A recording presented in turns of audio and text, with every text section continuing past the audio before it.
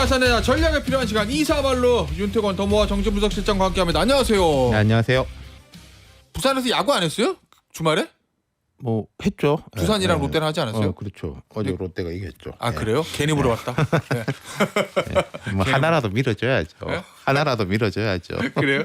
될 만한 쪽을 밀어야죠. 아 여기 우리 제작진이 바로 올렸네. 롯데 5, 두산 1, 패 곽빈, 승 박진. 작년 다승왕인데 또 졌네. 예. 알겠습니다. 아이고 롯데 3등이에요? 모르겠어요. 요즘 3, 4, 5, 6, 7 딱 붙어 있어가지고. 아, 그래요? 이게 1, 2는 1이 아주 위에 있고 1위, 2도 뭐 상당히 1하고는 안 되지만은 1, 2는 안 바뀔 거예요. 예. 근데 이제 3, 4, 5, 6, 7 뭐 이렇게 쫙 붙어 있고. 예. 그렇죠. 예. 9는 언제 5로 올라가나. 요새 많이 이기는데 아직도 9야. 자, 정치 얘기 좀 해보죠. 본격적인 주제. 오늘 저희가 제작진이 사전에 물어봤어요. 윤 실장한테 오늘 무슨 얘기 하고 싶냐 그랬더니 임은정 서울 동부지검장하고 김민숙 국민의힘 최고위원 이름을 네네. 꺼냈다는데 이 두 사람이 제가 봤을 땐 두 사람이 서로 모르는 사이일 것 같은데 알게 되면 서로 합이 안 맞아요. 둘이 서로 싫어할 것 같거든요. 이게 아니라 이 두 분이 응.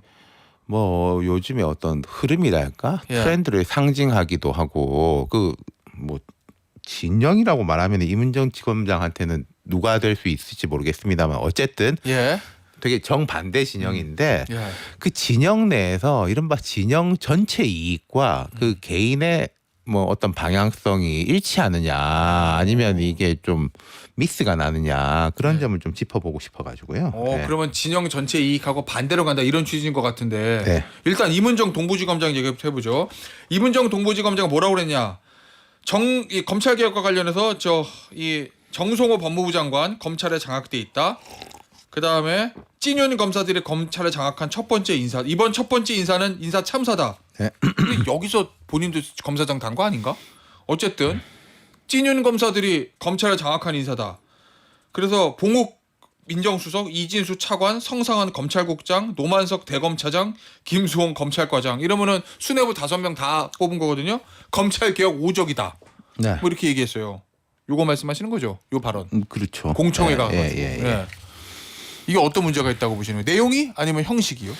둘 다의 문제죠. 그러니까 임 지검장은 그 검사장이면은 되게 고위 공무원이잖아요. 그럼요. 검사장인데. 네. 그것도 동부지검장 서울. 중앙 그렇죠. 다음에 동부가 좋아요. 네, 이게 뭐 검사장 네. 위상이 너무 높다 이런 이야기 나오지만 어쨌든 한 차관급에 버금가는 고위공직자고 그리고 이재명 정부에서 뭐 뒤에 말한 뭐 검찰개혁 5적 이런 분인다 하면서 제일 또 눈에 띄었던 게 임은정 지검장의 승진 인사였지 않습니까? 여기 아까 제가 첫 번째 인사 그렇죠. 이제 뭐 검찰개혁의 상징처럼 된 분인데 이분이 이제 그 국회에서 너 출석해라 이게 아니라 공청회 이것도 이제 뭐 조국 혁신당 의원도 계시고 뭐 촛불 행동 등이 주최한 이런 공청회 참석한 것도 꽤 이례적인데 여기에서 제가 뭐 임 지검장이 보안 수사권을 해주면 안 된다. 그럼 뭐 보안 수사권 없이 범죄 대응 능력이 유지될 수 있냐 이런 구체적인 거에 대해서는 말씀을 안 드리겠어요. 제가 전문가도 아니고. 근데 이게 뭐 형식이라든지 워딩을 보면은 그런데 간 것. 거기다가 본인의 이제 상관인 검찰총장 직무대행하고 법무부 장관은 상관인 거잖아요. 뭐 검찰국장 이런 사람은 조금 뭐 상관이라고 말하기는 애매하지만은 검찰과장은 이제 후배죠. 그렇죠. 그러니까 이게 선후배 말고 개선상에 이제 상관이 되는 거죠. 개선상으로도 검찰과장은 후배고 나머지는 뭐 상관. 뭐 어쨌든. 근데 여기들을 이제 실명 거론하면서 검찰개혁 오적이다. 그리고 장관이 검찰에 장악돼 있다. 이런 건 되게 이례적인 야당 의원이 이런 이야기는 뭐 할 수도 있겠지만은 공무원이 이런 이야기를 하는 것 그리고 지금 이제 장관하고 특히 장관하고 민정수석은 대통령이 직접 임명한 뭐 장관은 대통령의 측근이다 이런 이야기까지 있고 민정수석은 대통령의 직속 참모인 거잖아요. 그것도 누구 한 명 뭐 낙마했다가 고심 끝에 뽑은 사람이지 않습니까? 이 사람들한테 이런 이야기를 한다는 게 우리가 막 이렇게 대화를 하게 되잖아요. 그걸 과연 몰랐을까? 그리고 네. 크게 봐서 검찰 개혁을 한다라는 쪽에서 이게 내부에서의 이런 뭐 논란이랄까? 이걸 이른바 검찰 개혁에 대한 뭐 저항 세력들이 움직인다가 아니라 왜 이거밖에 못해? 뭐 더 세게 나가야지 라는 식으로 하는 거잖아요. 그게 그럼 아까 제가 말씀드렸던 전반적인 뭐 진영, 예. 이 정부의 관점하고 맞을 거냐. 대통령 입장에서는 한미 정상회담에서 선방하고 왔고 그리고 계속 이런 프레지던시를 강화하는 쪽으로 갈 거란 말이죠. 우리 방송 전주에도 계속 말씀드렸지 않습니까? 대통령 돌아오시면은 대통령하고 용산에서는 이 프레지던시 강화 쪽 정파성을 탈각한 뭐 우리 대통령 이런 이미지를 계속 강화하려고 할 것이고 당에서는 예. 이제는 개혁이다. 뭐 추석 전에 검찰청 간판 뗀다. 이러면 이게 좀 미스매치가 날 수 있다. 예. 그런 말씀 드렸는데 저는 이 검사장이 이걸 치고 나올 줄은 몰랐어요. 저도. 당에서 예를 들어서 강성 의원들이 얘기하는 것도 아니고 그렇죠. 검사죠. 오히려 그럼 이거 대통령한테 누가 될 수도 있다는 거잖아요. 그렇죠. 뭐 대통령한테 뭐 불충이다 이런 것까지는 아닌데 전반적인 뭐 검찰 개혁 그리고 국정 운영의 조정 우선순위 예. 판단 이런 게 어그러질 수 있다는 거죠. 그리고 이게 뭐 대선 때 다 이야기했잖아 이렇게 예. 할 수도 있겠죠. 근데 늘 그렇지만은 선거 다르고 국정 운영 다르기 때문에 우선순위하고 이런 것들의 차이가 있는데 이런 뭐 과거에 했던 발언의 명분을 가지고 이렇게 치고 나온다면은 예. 되게 어그러질 수 있는 거죠. 그리고 대통령이라든지 이런 사람들은 강한 이야기를 통해서 이제 권력을 잡았으면은 그 뒤에 숙제가 있는 건데 나머지 사람들은 그건 난 잘 모르겠고 나도 강한 이야기를 해서 우리 지지층을 결집시키는 게 나한테는 좋다가 될 수 있는 거죠. 그게 뭐 정청래 대표도 비슷한 느낌이 있고 예. 뭐 조국 조국 원장입니까? 조국 원장에다가 뭐 어제 보니까 그 정청래 대표 산하의 특위에 있는 전현희 위원장 같은 경우에 뭐 내란 재판부 예. 빨리 추진한다. 그게 다 그런 일련의 흐름을 상징하는 인물로 또 임은정 지검장이 떠올랐다는 거죠. 자 그러면 김민수 최고위원은 왜요? 김민수 최고위원 최근에 이제 발언들 보면 일단은 윤석열 전 대통령 접견 신청했다는 거고 본인이. 네네네. 그다음 방송 인터뷰 보니까 나는 헌재 탄핵 결정, 그렇죠. 탄핵 심판 결과에 나는 동의하지 않는다. 뭐 역사적 재평가가 날 거다. 법이라는 거는 역사가 후에 평가하면 다르게 평가할 수도 있는 거다. 거기다가 이제 뭐 부정선거 시원하게 한번 예. 조사해봐야 된다. 예. 시원하게 어떻게 조사하는지 모르겠는데. 비상계엄은 뭐 야당 책임이 있다. 뭐 이런 야당 얘기를. 책임론 떠나서 제가 되게 깜짝 놀랐던 발언이 예. 헌재가 그거를 할 권한이 있냐. 아 그거. 예. 그런 건 되게 좀 놀라운 이야기인 거죠. 네. 좀 헌재가 확장해서 판단할 이야기하자면은 권한이 없다. 정청래 대표 같은 사람 들을 때 되게 반가운 이야기 아니겠어요. 그렇지. 그러니까 내란 정당이야. 너네는. 예. 그리고 또 그런 얘기도 했어요. 계엄 선포는 대통령의 비산된 대권이니까 헌법에 규정돼 있다.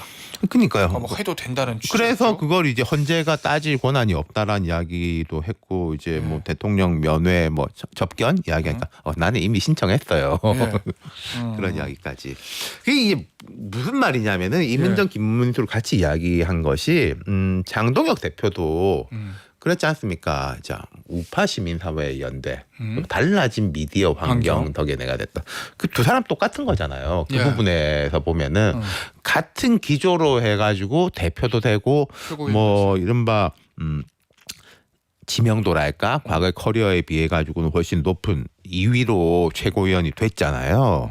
근데 된 이후에는 입장이 달라진다는 거죠. 장동혁 대표는 어쨌든 대표가 됐잖아요. 대표로서의 이게 있는 거고 김민수 최고위원 같은 경우 이렇게 하니까 내가 최고위원 2등까지 됐네. 예. 계속 달려. 그리고 내가 지금 장동혁 대표 같은 경우에는 어쨌든 뭐 좀 가운데로 갈 수밖에 없는 좌고우면할 수밖에 없는 게 있으니까 내가 이쪽에서의 대표 선수가 될 수 있어. 예. 라고 달리는 거죠. 개인의 정치적 목표를 그쪽을 잡았다는 말씀이시군요. 그렇죠. 그 다른 아까 제가 뭐 여당 이야기도 했지만은 여당에서 지금 뭐 비서실장이라든지 뭐 다른 자리에 있는 사람들은 어쨌든 이해관계가 대통령 국정 운영이 성공해야지 우리도 잘 되는 거니까 이걸 이제 좀 속도를 맞춰서 가보자. 이게 있을 거 아니에요. 정청래 대표도 세게 나가지만 좀 그게 있겠죠. 근데 그 고리가 약한 사람일수록 말이 세지는 거거든요. 임은정 지검장은 고리가 약한 것이고 그렇다면은 김민수 최고위원 입장에서 예컨대 장동혁 대표가 내 과했다. 우리 뭐 중도화 대화합을 하고 정책 위주의 실력 있는 정당으로 가겠다라고 해가지고 이른바 뭐 친한계라든지 중도층 혹은 이제 침묵하고 있는 범침륜계에서 그래 그 방향이 맞지. 우리가 힘을 실어줄게라고 했다고 가정해 보죠. 가정. 그럼 김민수의 자리가 거기에 있느냐? 없네요. 없죠. 예. 그러니까 김민수 최고위원의 이해관계와 장동혁 대표의 이해관계가 불일치된다는 거예요. 그게 제가 엊그제 어느 뭐 인터뷰에서도 그런 말 했는데 좋은 조직, 큰 조직들은 참 여러 번 말씀드려요. 조직이 잘 되는 게 내가 잘 되는 거고 내가 잘 되는 게 조직이 잘 되는 그 고리를 만드는 거예요. 맞아요. 제가 회사 직원이라고 했을 때 우리 회사가 막 외형도 커지고 조직도 커지면은 나도 승진도 하고 연봉도 올라갈 거야가 되는 거고 안 좋은 조직은요. 여기 조금 잘 나가고 똑똑한 놈 있는데 이 놈이 없어야지 내가 승진해. 우리 조직은 줄어들더라도 나는 승진하는 거야. 로 보게 되는 조직이 안 좋은 조직인 거죠. 지금 보면은 양쪽 다 그런 식의 기미가 보인다. 특히 뭐 아까 제가 임은정 지검장 말했지만은 국힘이 그게 더 심하죠. 전한길 씨 같은 경우에 계속 이야기 나오는 게 나는 장동혁한테 부담 안 줄 거야 라면서 계속 부담 주는 거 아닙니까? 알겠습니다. 자, 그나저나 그러면은 이제 김민수 최고위원의 이제 본인이 지향하는 방향하고 장동국 대표가 가려는 하는 게 좀 충돌할 수도 있다. 그렇죠. 그 얘기는 장동국 대표는 현재까지 대표되고 나서는 그래도 조금 그럼요. 당연한 거죠. 지방선거 뭐 승리를 위해서 그러겠죠.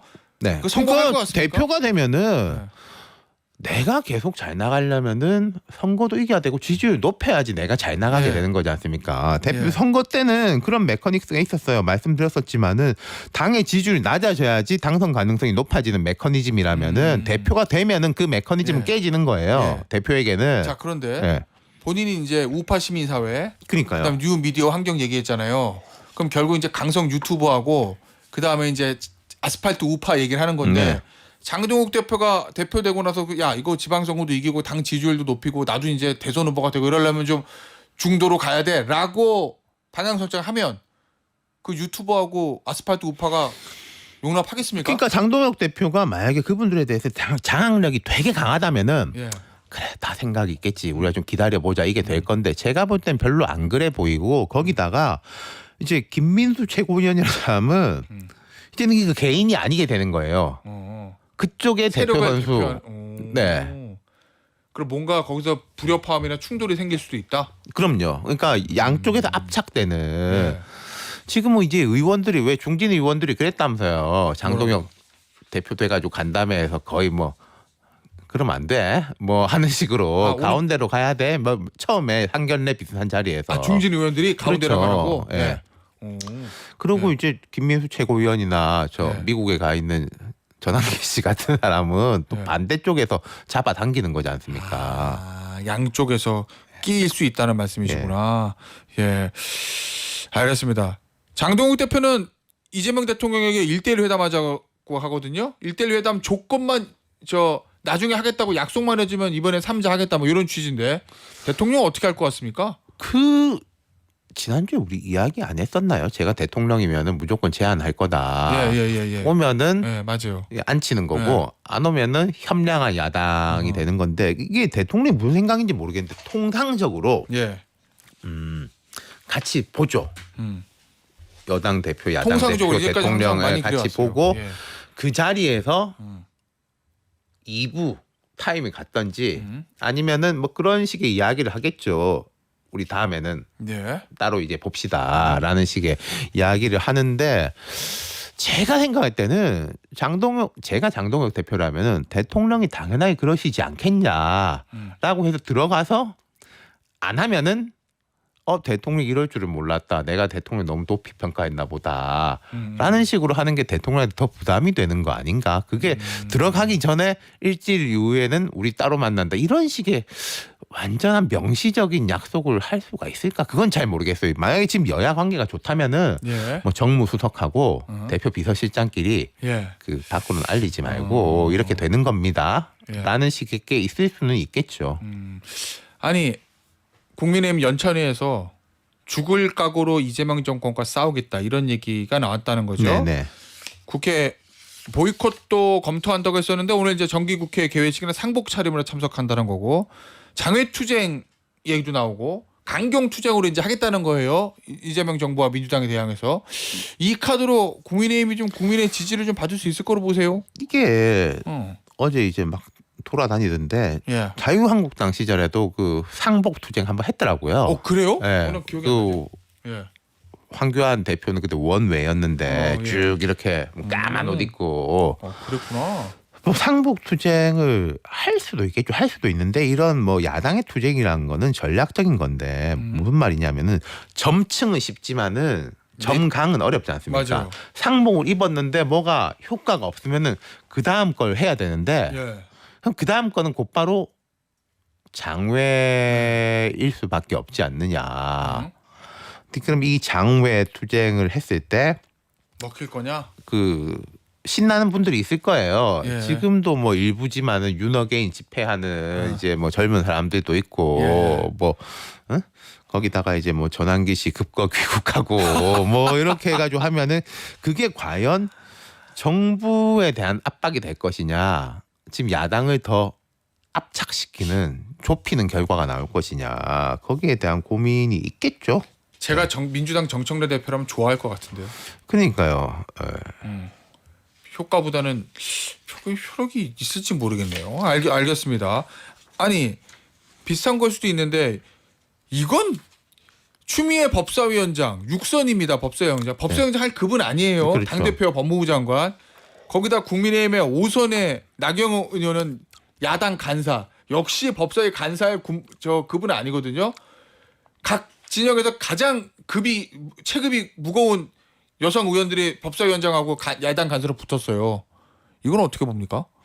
이상하죠. 전쟁터 되는 건데 이거 법사위 이러면. 뭐 원래도 전쟁터인 네. 건데 이건 이제 각자의 이해관계가 있겠죠. 각자 각 당이 그렇죠. 아니고요? 제가 추미애 의원에 대해 말씀드린 게 추미애 의원은 경기도지사 출마 이야기가 솔솔 나오는데 네. 추미애 의원이 지금 당의 이런 흐름이라든지 이런 걸 볼 때 그 정청래 학습 효과 같은 거 결국은 이 경선이라는 게 민주당은 앞으로도 대통령보다 당원들의 한 표 이게 점점 중시되는데 그럼 당원들의 경선이라는 거는 좀 강성인 당원들이 참여할 가능성이 높다. 그럼 내가 여기에 소구력을 보이기 위해 가지고는 뭐 밖에서 페이스북 뭐 한두 개 쓰는 것보다 법사위에서 야당하고 강하게 맞서고 뭐 예. 이른바 강성 지지층을 볼 때는 개혁 법안 밀어붙이고 예. 그게 선거운동이 되는 거다라고 생각할 수 있는 거죠. 예. 그리고 이제 나경원 의원 같은 경우에는 뭐 9월 15일인가 9월 언제 그 패스트트랙 1심 이제 드디어 난다면서요. 아 그래요? 오래 걸렸네. 예, 그것도 이번에 나오는구나. 네, 예, 그것도 예. 있고 그 내란 특검에서도 뭐 당신 왜 윤석열 대통령 그날 전화했어 예, 예. 뭐 이런 거 따지잖아요. 예. 그런 부분에 대한 방어. 방패막이도 충분히 될 수 있다고 보겠죠. 법사위 간사인데 예. 법사위 간사를 이렇게 뭐 특검 뭐 예. 사법적으로 압박한단 말이냐라는 식으로. 그러면 더불어민주당 국민의힘 각 당의 전략보다도 본인의 개인적 이해관계도 걸려 있다는 말씀이시네. 예. 그러니까 뭐 그런 근데 각 당 입장에서 볼 때는 이제 제가 지금 궁금한 게 민주당 같은 경우에는 추미애 의원이 법사위원장 된 게 당 대표의 영향이 더 컸을지 원내 대표의 영향이 더 컸을지 모르겠는데 대표 입장에서는 좋죠. 내가 하는 방향으로 우리 전체 당의 방향이 간다라는 거고 뭐 국힘 입장에서는 뭐 지금은 뭐 나경원 의원이 속으로 무슨 생각인지 모르겠지만은 그래도 뭐 추미애 맞설 사람은 이 사람밖에 없지 않냐 그런 판단할 수 있겠죠. 알겠습니다. 오늘 2~3할로 여기서 마무리하도록 할게요. 지금까지 윤태권 더모아 정신분석실장이었습니다. 감사합니다. 네.